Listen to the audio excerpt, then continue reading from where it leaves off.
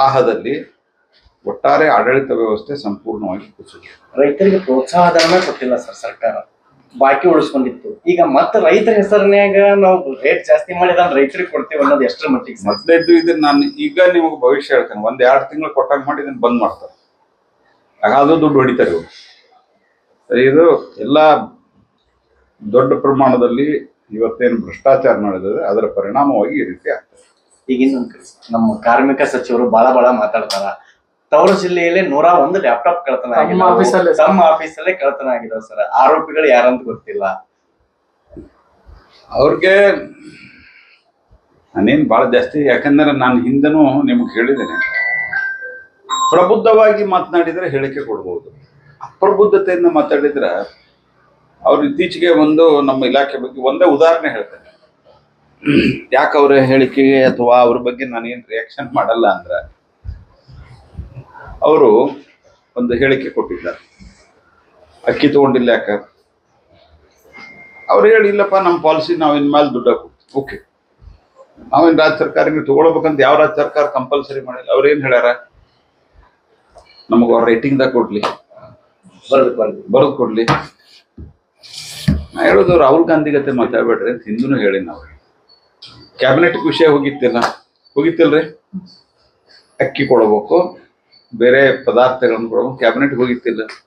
ನಾವು ಬರೀಲಾರ್ದೆ ಕ್ಯಾಬಿನೆಟ್ ತಗೊಂಡು ಹೋಗಿದ್ದೀರಿ ನಂಗೆ. ಕ್ಯಾಬಿನೆಟ್ಗೆ ಏನು ಬರ್ತದೆ ಓದ್ಬೇಕ್ರಿ. ಇವತ್ತು ನಮ್ಮಲ್ಲಿ ಕ್ಯಾಬಿನೆಟ್ ಪೇಪರ್ಗಳು ಬರ್ತಾವ.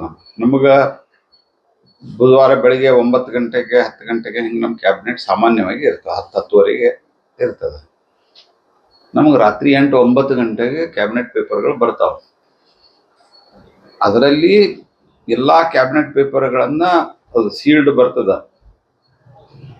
ಒಬ್ಬರನ್ನ ನಾವು ನಿಯುಕ್ತಿ ಮಾಡಿರ್ಬೇಕು, ಯಾರೇ ಒಬ್ಬರನ್ನ ಅದನ್ನ ರಿಸೀವ್ ಮಾಡ್ಲಿಕ್ಕೆ. ಅವ್ರು ನಮ್ಮ ಮುಂದೆ ಬಂದು ಅದನ್ನ ಓಪನ್ ಮಾಡ್ತಾರೆ. It confidential document.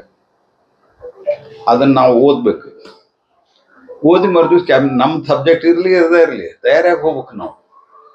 ಇವರಿಗೆ ಕೇಂದ್ರ ಸರ್ಕಾರ ಅಧಿಕೃತ ಪತ್ರ ಬರೆದು OMSS ದಲ್ಲಿ ನಾವು ರಿಲೀಸ್ ಮಾಡ್ತೀವಿ ಅಂತ ಅನೌನ್ಸ್ಮೆಂಟ್ ಮಾಡಿದ್ದೀವಿ.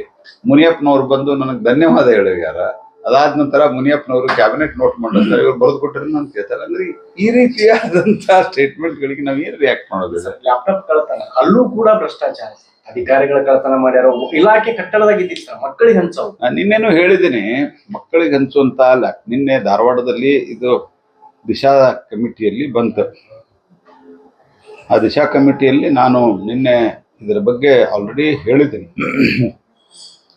ಉಸ್ತುವಾರಿ ಸಚಿವರ ಕ್ಷೇತ್ರದಲ್ಲಿ ಅಲ್ಲಿ ಲ್ಯಾಪ್ಟಾಪ್ ಇಟ್ಟಿದ್ದಾರೆ, ಇಷ್ಟು ಲ್ಯಾಪ್ಟಾಪ್ ಇದೆ, ಇದೆಲ್ಲ ಗೊತ್ತಿದ್ದವರು ಯಾರೋ ಕಳ್ಳತನ ಮಾಡಿದ್ದಾರೆ.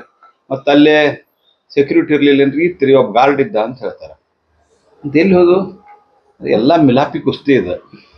ಎಲ್ಲ ಮಿಲಾಪಿ ಮಾಡಿ ಹೊಡಿತಾರೆ, ಆಮೇಲಿಂದ ಒಂದು ಕಂಪ್ಲೇಂಟ್ ಕೊಟ್ಟಂಗೆ ಮಾಡ್ತಾರೆ, ಒಂದು FIR ಮಾಡ್ತಾರೆ. ಕಾಂಗ್ರೆಸ್ ಪಾರ್ಟಿ ಅಂತಂದ್ರೆ ಇದು ಕಳ್ಳರ ಪಾರ್ಟಿ. ಹೀಗಾಗಿ ಇವ್ರು ಕಳ್ಳರ ಪಾರ್ಟಿ ಮತ್ತು ಇನ್ನೇನು ಮಾಡ್ತಾರೆ, ಕಳ್ಳತನ ಮಾಡ್ಕೋತಾರೆ. ನಾನು ಮುಖ್ಯಮಂತ್ರಿ, ನೀನು ಮುಖ್ಯಮಂತ್ರಿ ಅಂಥೇಳಿ ಪಾಳಿ ಹೆಚ್ಚು ನಿಂತಾರೆ. ಈ ಹಿಂದೆ ಸೀಮೆ ಎಣ್ಣೆಗೆ, ಆನಂತರ ಕೆಲವು ಭಾಳ ದಿವಸದ ಹಿಂದೆ ಡೈರಿ ಹಾಲಿಗೂ ಪಾಳಿ ಹಚ್ತಿದ್ರು. ಆ ಪಾಳಿ ಹಚ್ಚೋದು ಸ್ಥಿತಿ ಇವ್ರಿಗೆ ಬಂದ್ಬಿಟ್ಟದ. ಈಗ ಎಲ್ಲರೂ ಪಾಳಿ ಹಚ್ಕೊಂಡು ನಿಂತಾರ. ಮತ್ತು ಕೆಲವರು ಬ್ಲ್ಯಾಕ್ದಾಗ ಟಿಕೆಟ್ ತೆಗೆದು ಮುಂದೆ ಹೋಗ್ಬೇಕಂತಾರ.